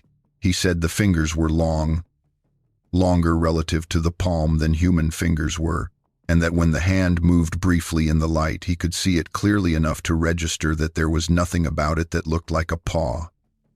It was a hand, a very large hand with fingers, and it moved like a hand moves when it is doing what hands do. He was careful to distinguish this from what he thought about it at the time versus what he thought about it later. At the time, crouching in the pre-dawn light of the canyon, he was not engaged in taxonomy. He was engaged in survival-level observation, the kind of watching you do when you are uncertain what you are facing and need to understand it as quickly as possible. The intellectual framework came later, in the days and weeks and months of sitting with what he had seen. But the observations themselves were immediate and precise, because that is how he observed everything. He told me in the 5th year of our conversations that the thing he had found most striking in the weeks after he saw it was not the size, or the hair, or any of the dramatic features, but something subtler, the quality of its attention to the spring alcove. He said it had been standing at the back of the alcove for long enough to have assessed the water level in the depression, to have determined whether the seep was running at a level that could sustain it or not, and to have made whatever decision that assessment led to. And the assessment, in Albert's reading of the being's behavior, was the same assessment he had made himself when he looked at the spring. Not enough. The water was not enough this season, and both of them, independently and for reasons that were complementary rather than identical, had arrived at the same place at the same time to make the same reading of the same landscape feature. He said this parallel was the thing that had most affected him in the aftermath. 2 different kinds of beings, arriving from different directions, using different senses and different bodies of accumulated knowledge, reaching the same conclusion about the same dry season seep on the same cold September morning. He found this genuinely moving, he said, not sentimentally, but in the manner that a very accurate observation is moving when the world turns out to be as precise and interconnected as the best knowledge you have suggests it is. Over the years of our conversations, Albert would sometimes return to this parallel without me prompting it. He would be talking about some other aspect of the landscape knowledge or the traditional teachings, and then he would bring it back. The 2 of them at the spring. He brought it back, I think, because it was the moment when the abstract teaching he had grown up with became personally concrete and immediate, the moment when something he had known as inherited knowledge became something he had witnessed himself. And witnessing it himself, as his generation understood witnessing, had changed the significance of the knowledge for him. Before that morning, he had carried the teaching as a received truth that he maintained out of respect and responsibility. After that morning, he carried it as a verified fact that he maintained out of direct personal knowledge, The difference between those two things was not trivial, and he wanted me to understand it was not trivial. I asked him once, in one of the later years of our acquaintance, whether he thought the being in the alcove had been aware of him in a meaningful way, not just sensory awareness, the kind any animal has of another creature nearby, but something more like recognition, an acknowledgement of what he was. He thought about this for a long time, the particular quality of long silence he reserved for questions that deserved real consideration rather than a quick answer. He said he thought the answer was yes, but that yes needed a great deal of qualification. He thought the being knew he was a person and not, say, a deer or a coyote. He thought it had assessed him as a specific kind of thing, a human being standing 30 yards away in a canyon, and had incorporated that assessment into its decision about how to behave. But he did not think this recognition was what we usually mean when we say recognition, the kind that involves a sense of shared species or shared consciousness, or any of the things that recognition implies when it happens between people. It was more like the recognition that an old territorial animal has of a person who regularly passes through its territory and who has learned, over many encounters, to assess correctly and accurately. Not personal, not reciprocal in the human sense, but specific and informed, based on accumulated direct experience of human beings in canyon terrain. He said the old teaching had something to say about this too, about the nature of the recognition. He said the traditional view was that these beings had been reading humans as experienced canyon people read terrain, not as individuals to be known personally, but as a category of presence to be understood, predictably, and navigated safely. They knew what a person would do in most situations in the canyon country, because they had been watching people in that terrain for a very long time. They knew the patterns of human movement and the patterns of human reaction to unusual things. They knew, in a practical and behavioral sense, what to expect from us, and they had organized their lives around that expectation in a way that allowed them to live alongside human communities without regularly encountering them. The recognition was real and specific and important. It just was not the kind that goes both ways. After I retired in 2019, I had more time than I had had in 30 years to think about what I had been told and what I had experienced and what I thought it meant. Academic life is structured time, which is not always conducive to the kind of thinking that requires you to sit with something for a very long time without producing a result from it. Retirement gave me that kind of time, and I found that I used it for exactly this. I spent the first year of retirement reading, not academic literature. I had done enough of that, but a much broader range of material. Natural history, paleontology, primate biology, the studies of great ape cognition and culture that have accumulated over the last 50 years, the literature on traditional ecological knowledge from communities around the world. I was trying to construct a framework for understanding what Albert had told me that was not dependent on either the supernatural interpretation, which I had never found persuasive, or the simple scientific skepticism that dismisses indigenous knowledge about the natural world without seriously engaging with it, which I had found even less persuasive. What I found in that reading was that the Hopi teaching about the old walkers made sense in a framework that modern biology has been slowly building toward for several decades.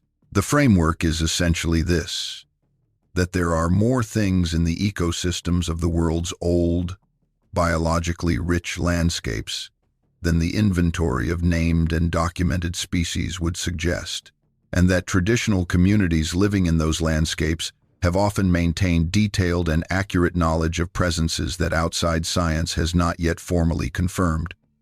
This is not a mystical claim. It is an empirical one, documented in field after field in ethnobiology and ecology. Communities that have lived for long periods in specific landscapes have often observed things accurately that outside science has either not looked for or has looked for in the wrong way or at the wrong scale. The Hopi relationship to the canyon country below their mesas is not a case study I can write about in those terms, because it involves specific beings rather than a generalized species. And the evidence Albert gave me is not the kind of evidence that a peer-reviewed paper requires, but sitting with it in retirement, reading the broader literature, what I found was that the general structure of what Albert described made excellent sense in ecological terms. A large, long-lived, highly intelligent, highly adaptable species with a very long continuous presence in a specific landscape, capable of adjusting its behavior to account for the patterns of a neighboring human community, capable of reading ecological stress signals with an accuracy honed by very long direct exposure to a specific terrain. That species would be exactly what Albert described. Not supernatural, not mystical. A coherent ecology. I said that phrase earlier, and I want to return to it because it is the phrase that has given me the most useful orientation to this knowledge. My biologist colleague at NAU said those two words and did not know what he was describing. A coherent ecology. What Albert maintained for 63 years, from the morning in the canyon in September of 1967 until he could not maintain it any further, was a piece of knowledge about a coherent ecology. The old walkers were part of the ecological system of the Colorado Plateau's canyon country, in exactly the same way that the canyon wren and the mule deer, and the peregrine falcon and the desert bighorn sheep were part of that system. They occupied a niche. They had behavioral relationships with the terrain and with the other inhabitants of the terrain, including the Hopi. Their presence and absence were signals that could be read by anyone with the background to read them. Their needs intersected with the needs of other things in the system in ways that mattered. The only thing that made them different from the other components of that ecology, in terms of how they had been understood by the outside world, was that outside observers had not yet formally documented them. This was not evidence that they did not exist. It was evidence that the terrain they occupied was remote enough, and their behavioral avoidance of human contact was sophisticated enough that formal documentation had not yet occurred. Albert's knowledge suggested that this was not accidental. These beings had been making the choices that kept them undocumented for a very long time, and they were very good at those choices. I want to say something about the relationship between this knowledge and the other traditions around the world that have described similar beings in similar terms, because I think the convergence is significant and I have not adequately addressed it. I am an anthropologist by training and practice, and I have spent my career with Puebloan oral traditions. I am not a specialist in the oral traditions of the Pacific Northwest tribes, or the traditions of the Eastern American tribes, or the various indigenous traditions of Australia and South Asia and Central Africa that have also maintained knowledge of large, bipedal, hair-covered beings in specific landscapes for very long periods of time. But I have read enough of those traditions, in the literature and in the accounts of colleagues who work in those regions, to say that the structural similarities are striking and deserve to be taken seriously. What the traditions share, across widely separated cultures and widely separated geographies, is not the same story.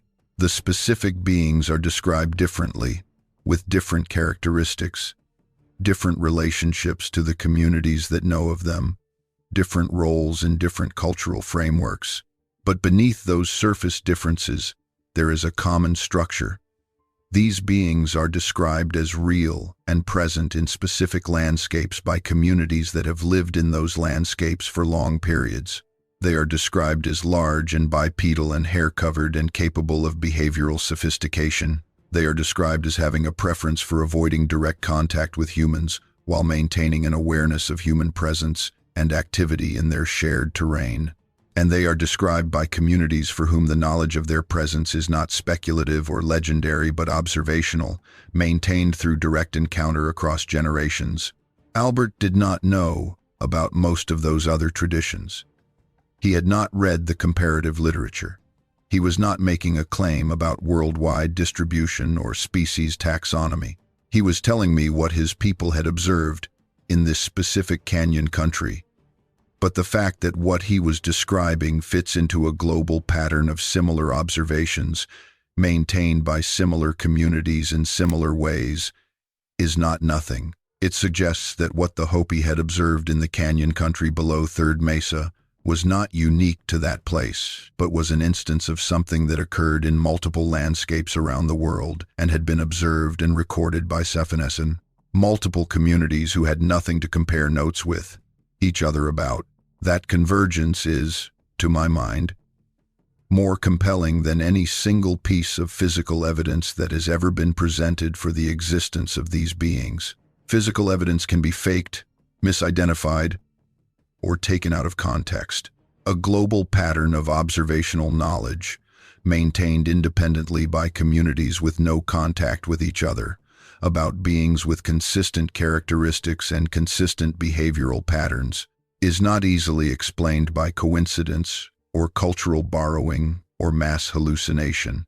It is explained most parsimoniously by the hypothesis that the beings are real, and that multiple communities in multiple landscapes have observed them accurately. Albert would not have used this kind of argument. He would not have said, "This is true because people in other places say similar things."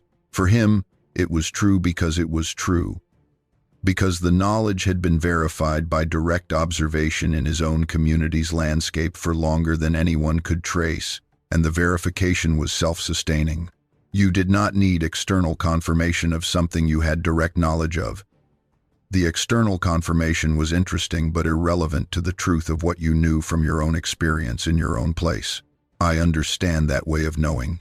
I have spent my career trying to understand it, and I think it is better epistemology than it is usually credited for being in academic settings, where the gold standard of knowledge is always the independently replicable experiment. The independently replicable experiment is a powerful tool for certain kinds of questions, and it is exactly the wrong tool for other kinds of questions.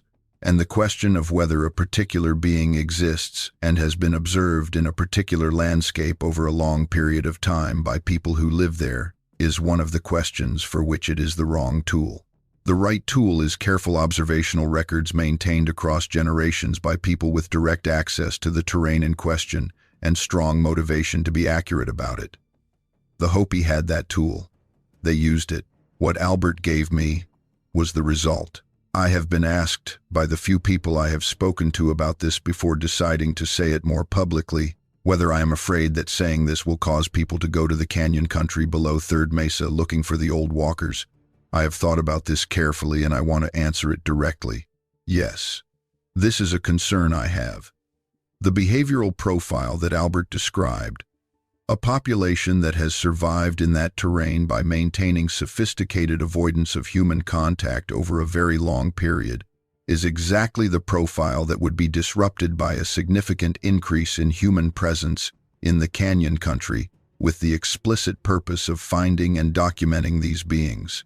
If people began treating the south face of Third Mesa as a Bigfoot hunting ground, they would not find what they were looking for. What they would find, if the old teaching is accurate, is a set of very old and very skilled avoidance behaviors that would simply relocate whatever remained of this population to areas of the terrain where the human pressure was lower. And if the human pressure followed them everywhere, which is what concerted modern Bigfoot hunting tends to do, the result would be exactly the opposite of what Albert held to be the appropriate response. It would be pursuit where there should be stillness, exposure where there should be distance, disruption where there should be the long, patient continuity of coexistence. This is why Albert kept this knowledge inside the community for 63 years after his own encounter, and why the keepers before him kept it inside the community for as long as the oral record extends. It was not shameful or frightening or supernaturally dangerous. It was protective. Keeping the knowledge inside the community was a form of stewardship, the same form of stewardship that kept certain springs from being publicized and certain routes through the canyon country from being mapped and certain ceremonial locations from being photographed. You protect what you value by being careful about who knows where it is. I am aware of the tension in what I am doing by saying any of this publicly. Albert asked me to say it when the time was right. He said the world would eventually be ready for some part of it. I have taken 20 years to conclude that this is the part that can be said, that these beings are real and have always been real, and have been observed accurately by the Hopi and other communities for a very long time, and that the appropriate response to this knowledge is not pursuit but a different quality of attention to the landscapes that hold them. A recognition that the canyon country of the Colorado Plateau and the other old, ecologically rich landscapes where similar traditions exist are not empty of what we think they are empty of. They are full, fuller than we have allowed ourselves to believe, and that fullness deserves a kind of care that it is not currently receiving. This is what Albert wanted to have said. This is what he asked me to write down.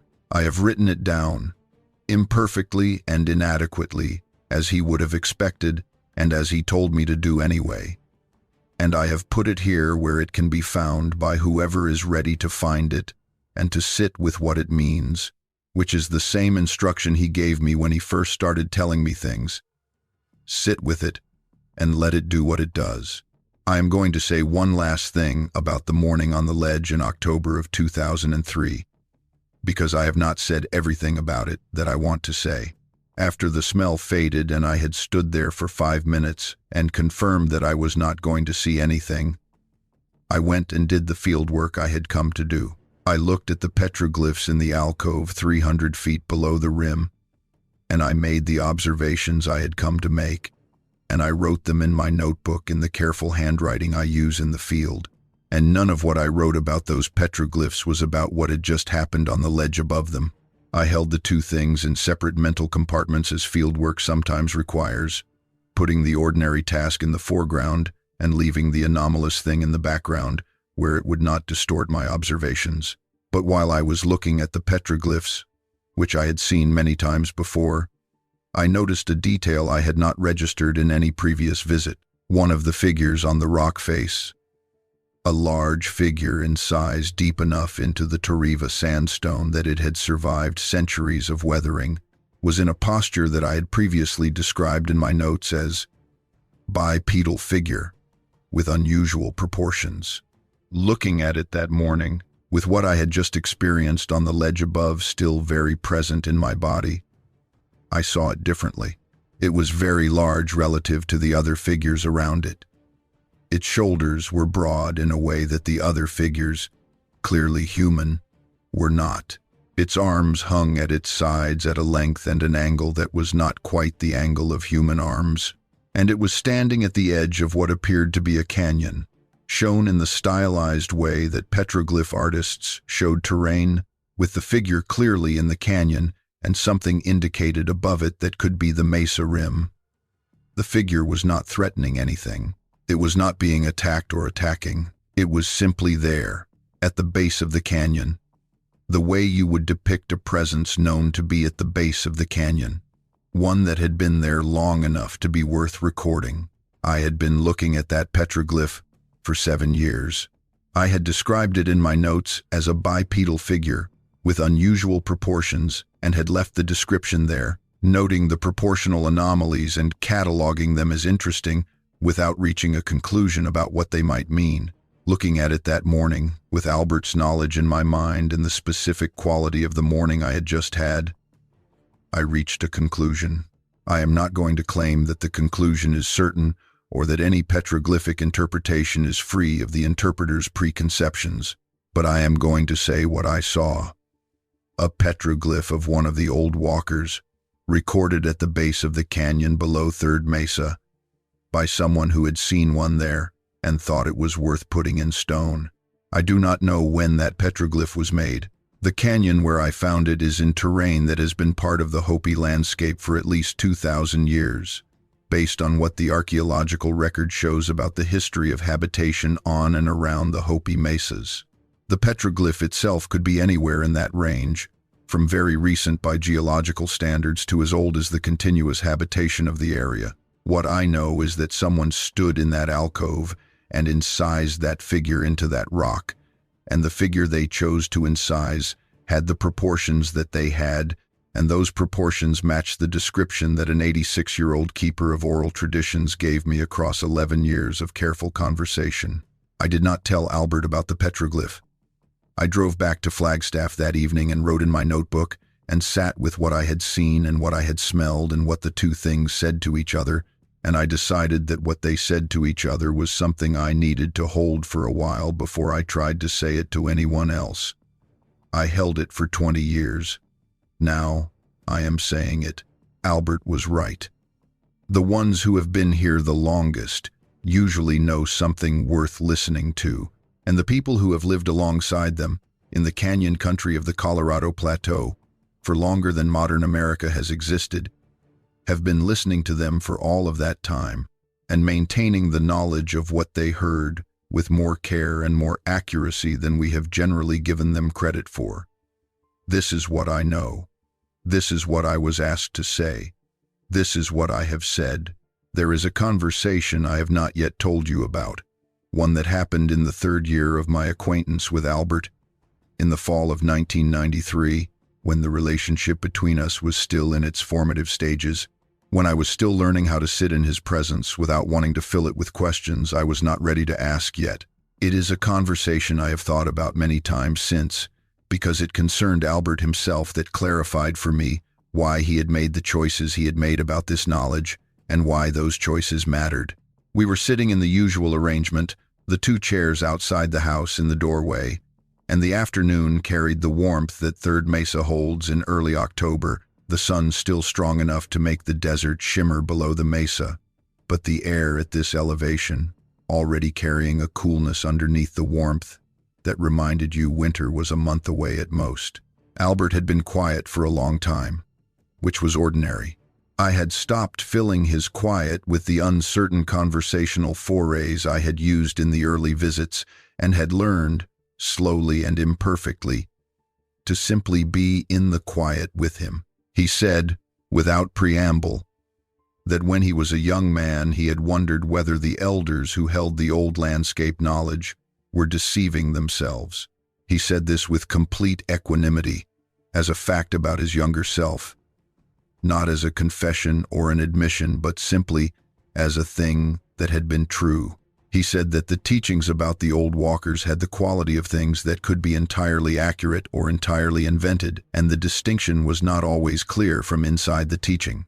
What changed this for him was not the morning in the canyon in 1967, though that was when the change became complete and irreversible.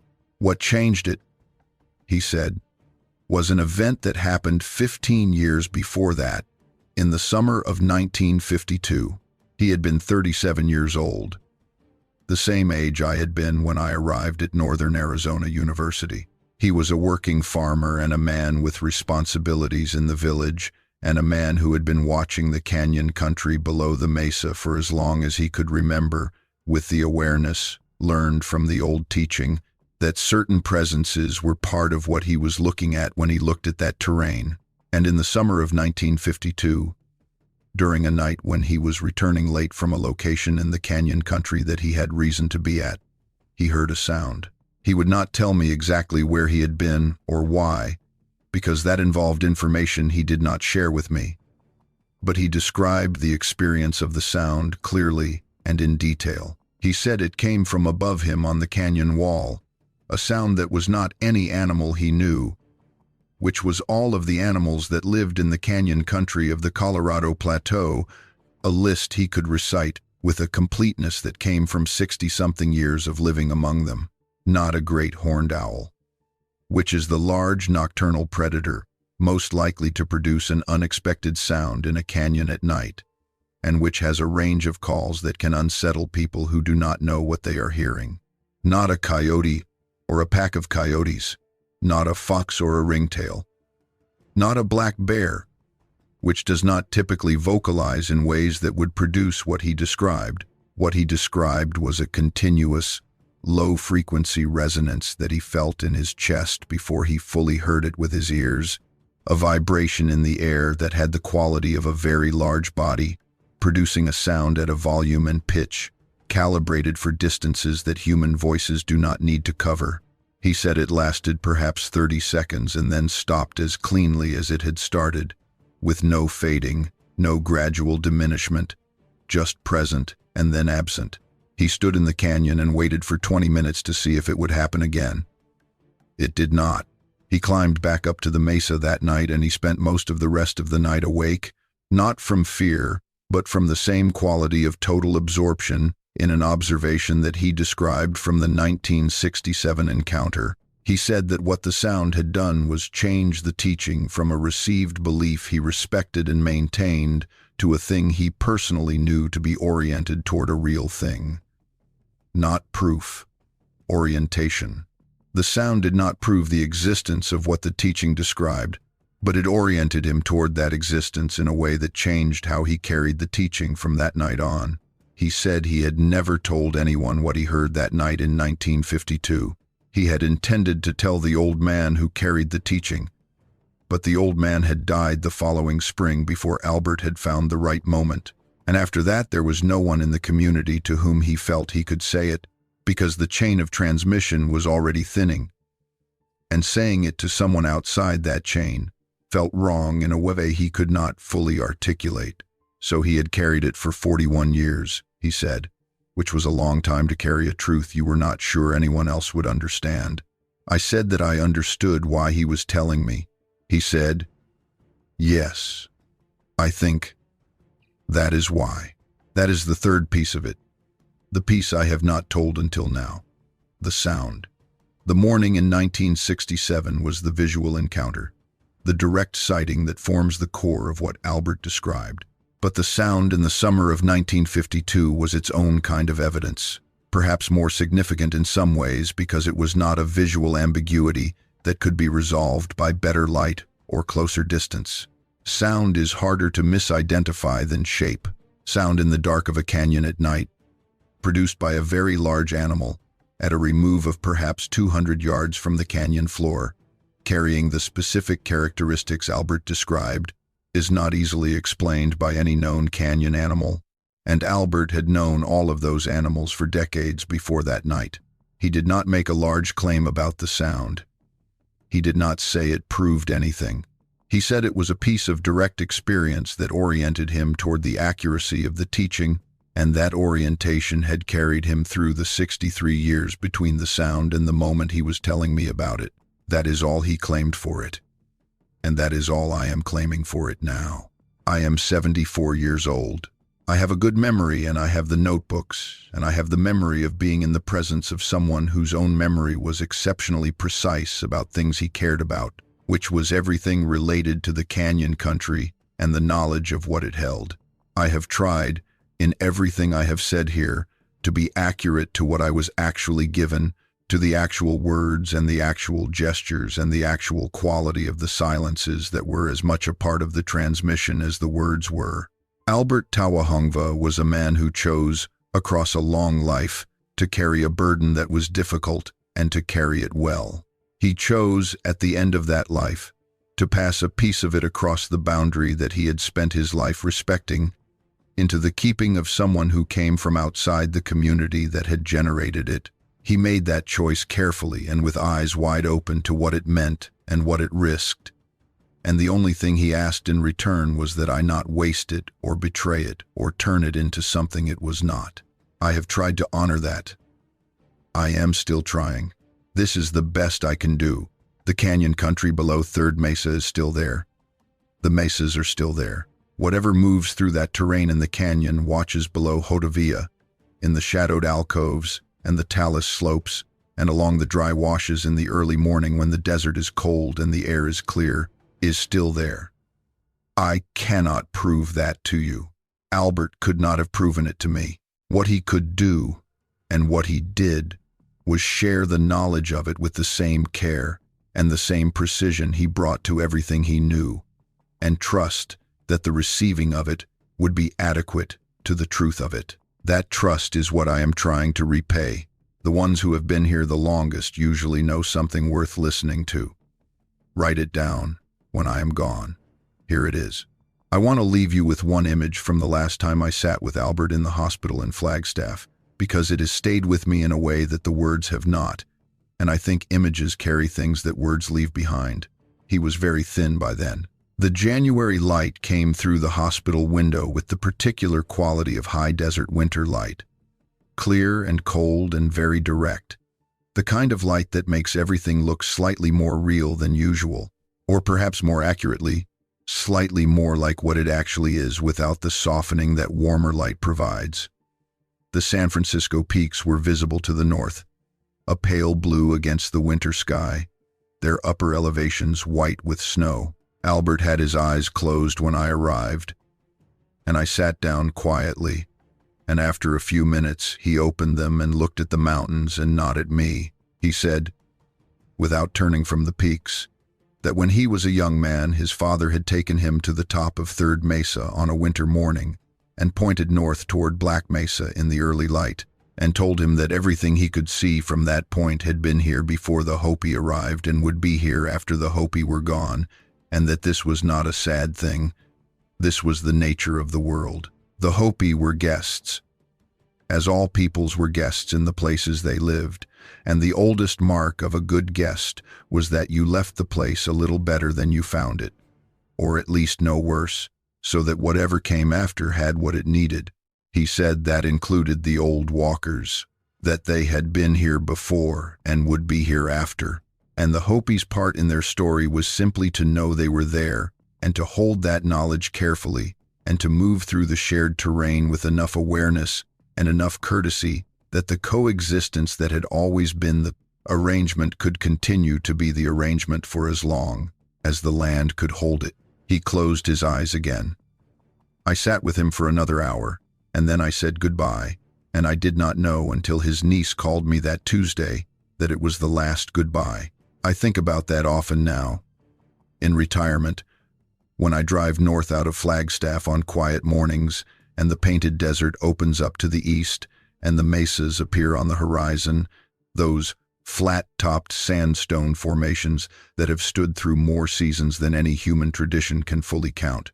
They look the same as they did when I first saw them in the fall of 1988. A young professor with a research focus and a lot to learn. The land does not change at the pace that people change. That is the whole point. That is what Albert was always telling me in every conversation we ever had, whether the subject was water or corn or the old walkers or the quality of light at a particular hour. The land moves on its own schedule, and the things that have learned to move with it rather than against it have a kind of durability that nothing else can match. Whatever is in those canyons was there before we arrived and will be there, if we are wise enough to allow it, long after we are gone. That is the oldest and most important thing Albert Tawa Hongva ever told me. I am grateful every day that he told me.